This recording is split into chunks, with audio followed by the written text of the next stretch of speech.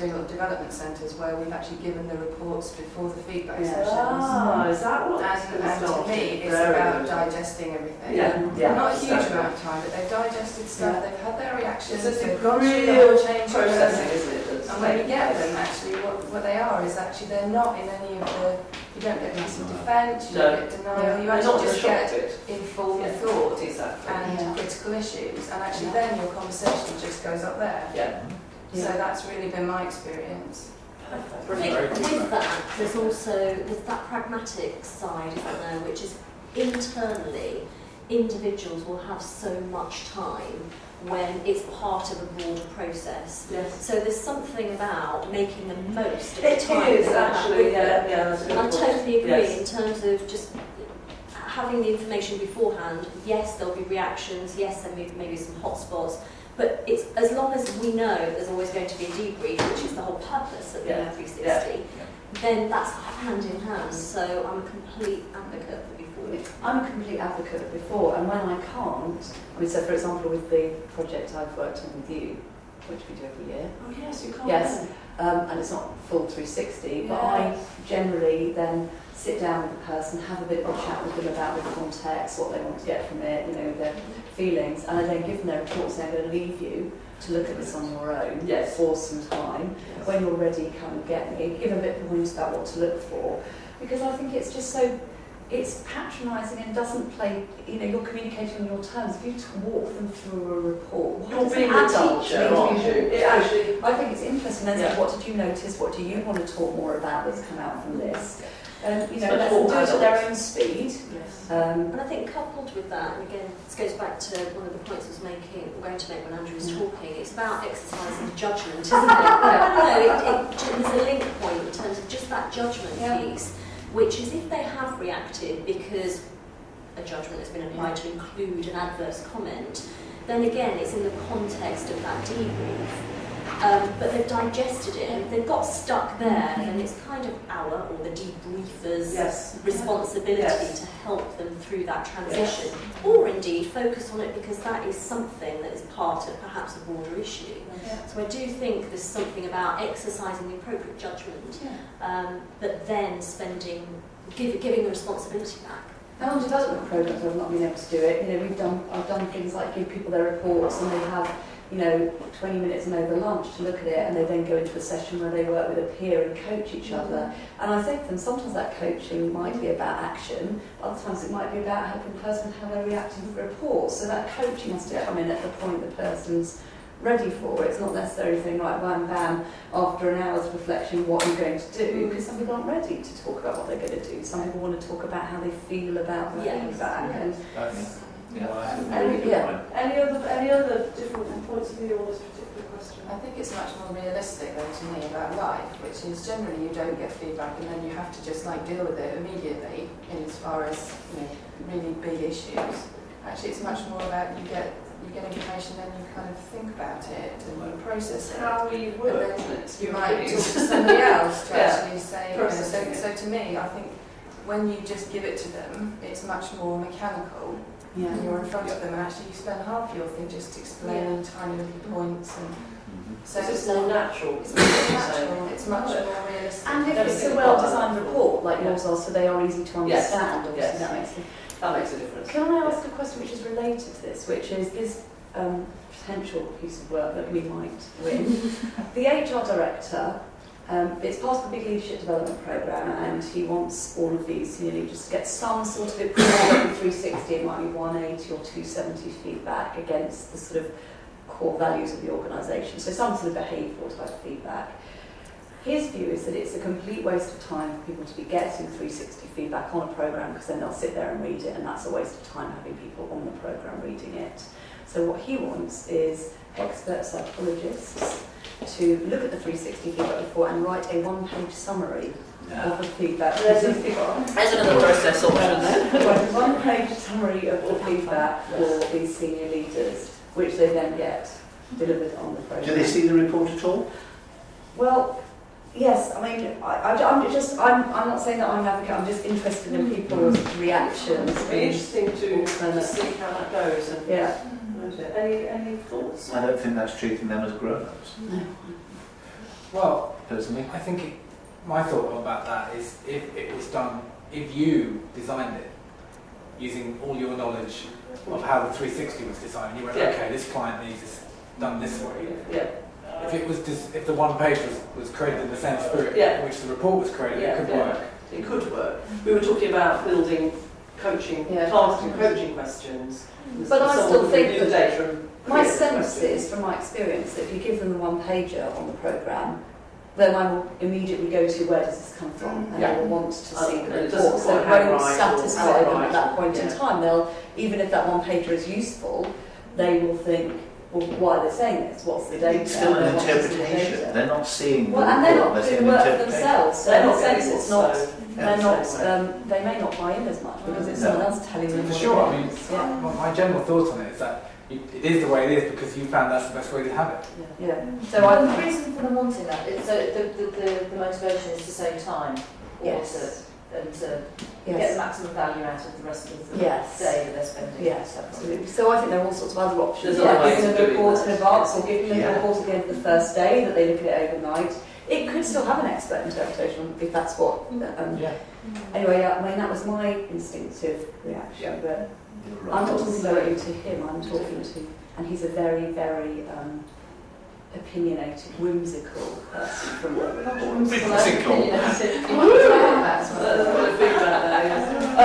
So we've got, sorry, Is Joe. your objection somewhat related to it's a chance to put a spin on it when you say not? I just think it takes away from actually hearing it direct from the individual, because that's what you're doing, I feel, when you read a 360. And I think some of the great value of a 360 is that you are getting that feedback from the people, Yes. not from some expert, not from the coach. And I'm always in that enviable position of being able to say, well, I'm not telling you this. The people that you work with 365 days a year, maybe not that much, but a lot, are giving you this feedback because these are the behaviours that they see you utilising or using in the workplace. And I see you for a snapshot of time, and will have done work with various psychometric tools, so we'll have got that individual's perspective, which they also put in the 360. But then the 360 is a great balancing tool against that, and I just feel by having a written report, you are taking away one of the true values of a 360, and that is from the horse's mouth. Also the spread, you lose the spread. Different. What you lose is the subtlety of understanding. Only the individual can have. Because they're the only one who knows their context. From a coaching perspective, it's actually telling, not coach. I mean, in a sense, that part of the power is them processing. What do they notice? And so, that's the chance for one last process point. Just a comment on the processing of the data as well. There's also a trust issue because the recipient might then start to think, is there an organisational agenda behind it? Could be. Could be. I've got a question about this one, which is there an instant? I agree that having the feedback report ahead is preferable, but is there a scenario where giving feedback live is better? And I'm thinking specifically where you're in a coaching situation and you want to see how somebody reacts to acknowledgement or to bad news in real time, and work with them that way. There could be a place for that, and actually that was the decision we made. That's exactly the reason I've done it in the past. We sent it in advance, but he hadn't read it. So I had to do it live. See, that's what happens to Whatever your best plans. And that's interesting data, isn't it? The fact that it someone's is. chosen not to read it. Oh, is totally. really important It says data more than about anything else. Oh, you get the people that come in and say, I didn't have time to read this. What did it say? What What are you going to tell me then? So, are there any other points that you wanted particular input on? We've covered quite a lot of bits and pieces there. Just everything in. It's just so interesting to get everyone's different perspectives. I think No? covered anything else we can have informal discussions over lunch or something. Was there anything else from I've got bound copies of this, by the way, if you want one. Would you like one? Are these what?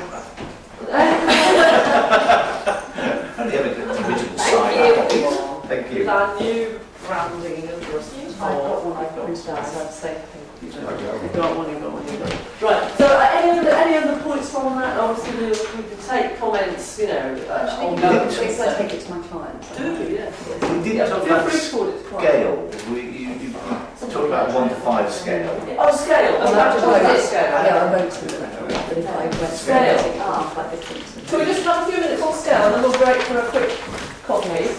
Scale, yes. Question, please? Well, I mean, 1 to 5 I think can be slightly restrictive.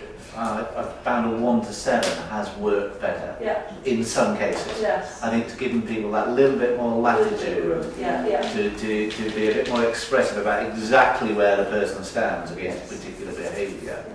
I just tend, just my personal belief, I don't know. It comes back to actually in the, I think to that one, which is understanding the culture.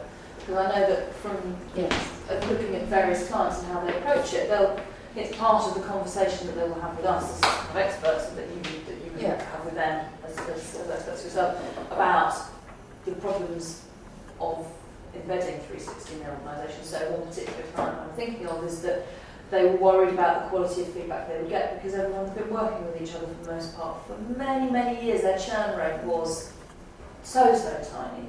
And you know, they thought, well, no one's going to say, they're just going to give high scores. And they're engineering types. People. So we actually put a 9-point scale for them to really draw out the colour and then also to force qualitative, try not force, but actively encourage qualitative feedback. So where someone had scored something a bit low, at the end, if they hadn't put a comment to say as a reminder, look, this is where you scored a bit low, would you like to revisit? Please do it. Yes. You know, so I really like that. it's about really making sure that in each individual case, looking at what would suit the organisation. Yeah. Or the individual. All the individual. Yes. I mean, the restriction we have is that there's a 1 to 5 scale that we use in our generic leadership model, but outside of that, there's flexibility. Yeah. And obviously, if the client's got a really well embedded scale that's used as part of performance management, then they'll Then you don't probably want want to to mess use the around same with it. scale Yeah, because it just And that gets works really confusing. well then, Yeah. you know, and you should do that. I think if there's values and behaviours in the organisation, then they should be incorporated in the 360 because obviously that's what's been identified as being important to the company. And doing the 360 against something totally different makes no sense. is kind of defensive and doesn't really make I mean, the thing I think doesn't work, which some organisations try to get you to do, and with assessment developments as well, is a 4-point rating scale. Where you're forced to say everything's either sort of strength or development, because the reality is that isn't the case. People are sort of okay They at can be something, neutral so about you're a quite bit a lot of sort of stuff. neutral, and I think it's trying to create a sort of false polarisation. I would end up with a bit annoyed with the process. Yeah. The rater. Yeah. So that's all up for debate as well. Good. I think such discussions clearly can just continue. That's great. Thank you I so think as long much. as it isn't 1 to 10, it's good. You know, I was thinking about it at the beginning of the training going, that's going to send people back to school straight away. And it needs a midpoint. It needs a point people sort of say, right, Yeah, it needs a midpoint, yeah.